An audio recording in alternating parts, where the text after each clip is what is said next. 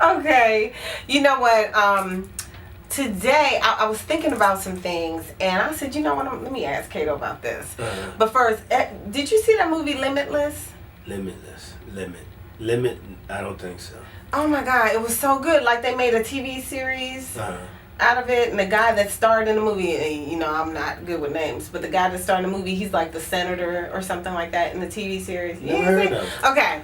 And I don't remember what network it comes on. Okay, so it's about this pill. It's a drug. Mm-hmm. It's this little clear pill. And when you take the pill, your mind is limitless. So, let's say you're in a situation, your mind just, I don't even know how to explain it. Like, let's say you had to go through an obstacle course or something. Mm-hmm. But once you took the pill, you would clearly see your whole way navigating through the obstacle course. Yeah. Or let's say that you were cornered and there was a guy there, and a guy there, and they're all shooting at you. You would know how to navigate and not get hit.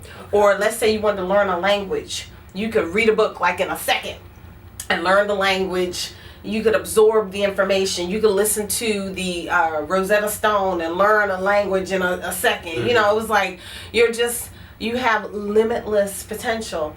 And when I saw this movie some years ago, it's been some years, and then I liked the TV series as well. But when I saw the movie, I was like, oh my gosh, this is like an affirmation for me, that to remember that my life is limitless. Like, I can do all things. This is how I say it. I can do all things through the Christ who strengthens me. Okay. So I don't limit what it is that I can do just because I might not know how to do it in this moment. Okay. So when I say limitless, I mean, to me, that means endless possibilities. Mm-hmm. And it helps me to grow through situations when I get stuck, Mm-hmm. So I just kind of wanted to talk about endless opportunities, and we're both entrepreneurs, and we have been on our journeys. We've had our highs, our lows, our ebbs, our flows, and we keep going no matter what. And we don't always know how to do what we're doing. We figure a lot of stuff out. You know what I mean? Over the years we've been working together, we be figuring some stuff out. Like, how you do this? And you've watched me bump my head a number of times, but I never stay down, because I know my possibilities are limitless, so I can't stay down. Well, I mean, you call it limitless. I look at it as the whole saying of the understanding of where there's a will, there's a way. Yeah. You know what I'm saying? It's funny you asked me about that. This is what I'm thinking based on what you're telling me. You asked me about that because one of my top mantras that I always live by, and I always say it: if you build it, they will come. This is something I've been saying for years. Ever since the movie, I've been saying it. Field of Dreams. Yes. Then we took it, we took the Field of Dreams saying, and we made it into a new meaning. Some people even today want to decipher it and say it means something else, but the bottom, that's how I go. But it's another way of saying where there's a will, there's a way. Right. And I've always believed that if you build it, put it this way, there's an audience when it comes to business. There's a market, or there's a target, or what's the word I'm looking for when we're talking about business?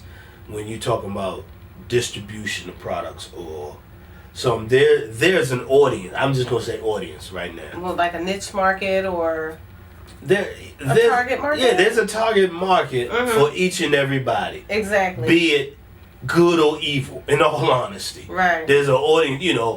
If we talk about what's going on in this election and people are surprised by how Trump is doing, you know what I'm saying, based on his ideals and all that stuff, it's because Trump knew there's a market, there's a target niche for what he want to talk about. So it's about learning how to tap it. If you build it, there's somebody for it. Anybody. Exactly. You could be the weirdest person in the world and you can find an audience for you. This is so true. And that's what I always believe. So that's what I mean when I say that. If you build it, there's somebody out there. If there's a will, there's a way. And as you say it now, it's limitless.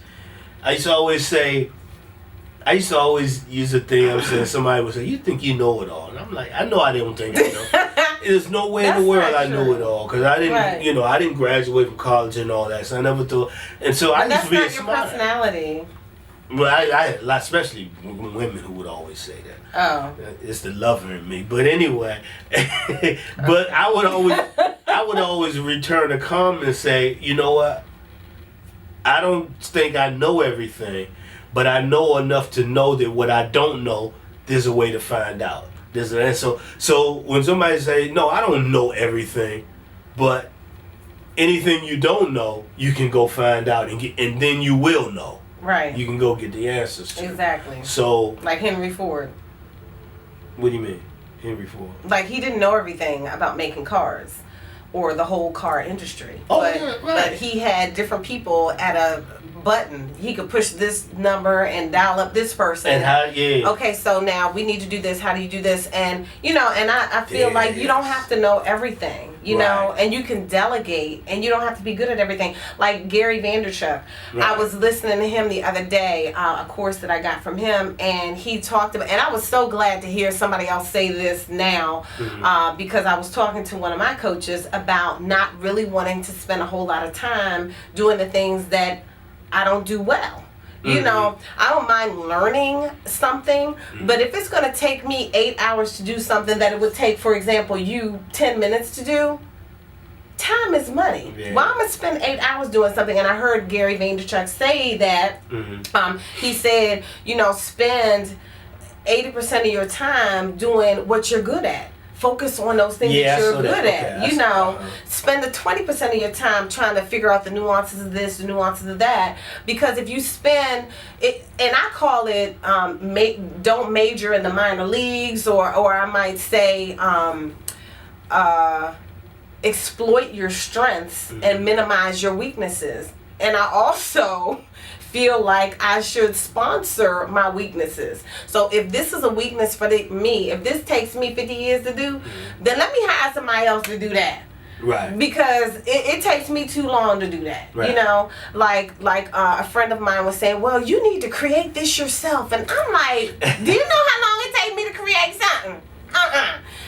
My assistant, she is really, really good, and she creates like the drop of a dime. And I give her all the content, and she goes creates. I'm good with that, And so I just feel like sometimes you have to do what's right in your business, so that you can have that ultimate success that we all want. I agree. I agree, and it all depends on the lane that you're comfortable in. Me myself, okay. One of the things I do, and this is not all, but one of the things I do is I build websites and I do graphics, and in all honesty, been doing that for about good 20 years now. But it really spurred from me wanting to know. So it all spurred from me wanting to being self-taught at it. Okay. And what I mean by that is I would do little things like I would go to a web page back in the 90s, back in the mid to late 90s, and I would look at a web page, but there's a certain thing in the website if you look at, it's called view source. If you click it, it's all HTML coding and all, written in that. So I taught myself that by doing that. Okay. Now, now the difference between you and me, the difference is because I started doing my stuff that way and kind of trying to build it, I have more of a problem of knowing when to let anything go to somebody else. You know what I'm saying? Yeah. Without trying to micromanage. Yeah. Because I know how it's supposed to be done and all that. Right. And how I have been, if I created a baby, like, the whole thing I've been doing for many years, the GoGo thing, it's hard to turn that over to somebody else. And I fully understand. You know what I'm saying? So I'm still learning that whole phase of doing that. Of delegating. That's why I say it depends on the type of lane we are. The whole delegating thing would be fine, but I still could find myself being micromanager, even if they don't know I'm micromanaging. Right. Even if I'm secretly micromanaging. I fully get you. When I was back in Sacramento, at one point, I think I was running about 8 different companies at the same time. Okay. And I was like Superwoman. And my desk was organized for me. And I remember at one point we were in network marketing. I won't say the name of the company, but we were in network marketing. We were very successful in network marketing. And I had the FedEx envelope on my desk. And the whole team would come to the office every day and drop off their applications and put it in that FedEx envelope on my desk. And we took the package every day. But the purpose was for me to lay my eyes on I laid my eyes on every application. And I mean, it would be like 50 applications in a package, you know. And as soon as they put a lot, let me see it. Yeah. Okay, you didn't put this right here. Make sure you do this. Make sure you do that. Okay, here you go. You know, and I was like, oh my God. But you know what I was creating? I was creating an organization of people who were dependent on me micromanaging everything. And so I learned that to have a very strong, solid, successful team, I had to loosen the reins. And to loosen the reins, you actually have to allow people to make mistakes. And that was so difficult. Yeah, I can see that. I mean, it was so difficult for me, who was used to being in control of everything. Right. Laying my eyeballs on everything. Yeah. It was difficult for me to watch somebody drop the ball. Because I ain't never want the ball to drop. Ah! We ain't dropping that ball. Right. Get here. You know, the ball wasn't going to drop on my watch. But I actually, to build the success that I had to allow the team to fail and learn and grow. You know, and, you know, you have to do that in business. You have to allow people to fail so that they can learn from those experiences. And you have to know that you're going to fail too. And that's how we learn and grow. And if we prevent other people from failing, then we actually prevent them from having major success as well. I was gonna say, because part of that is basically, and I understand that. Believe me, the stuff I've done over the years. Believe me, I understand giving people freedom to do. And that's something I learned, believe it or not, from George Clinton. Okay. Parliament Funkadelic, because I was watching something years ago, and George was talking about how he would have all his artists. They would come in the studio. And they would just do what they do. You know, he held the umbrella. He turned on the lighthouse switch. Right. And they went in there, and because he let them flow with what they do, that's what created all these songs over the certain notes, Devoid of Funk, Aqua Boogie, Flashlight. You know, all these songs with people like Gary Scheider and Bootsy Collins and what was his name? Mike Hampton. You know, all these phenomenal musicians he had that we knew about because he allowed them not necessarily micromanaging. He still micromanaged from a distance because you still got to have it under one umbrella, but he allowed them to be in creative form. Right. And because of that, Parliament Funkadelic was because of that he allowed him to and do he probably wasn't managing them, he probably was managing them. Just managing. Right. Managing. And there's a difference. Yeah, this is like keeping them in here. Making sure we don't get out of this unit here. Exactly. You know. And that's good to guide. That's kind of, and coming in the years when I was doing the T-My GoGo magazine stuff and the radio stuff, it's all been about believe it or not, it's always been about everybody building their own little platform, using this as a stepping stone, and that's the way it's been over the years. A lot of people who came through the ranks, who whatever, they were started doing their little things through the team up, was able to use that umbrella for that. So, you know, in that aspect, it made possibilities limitless.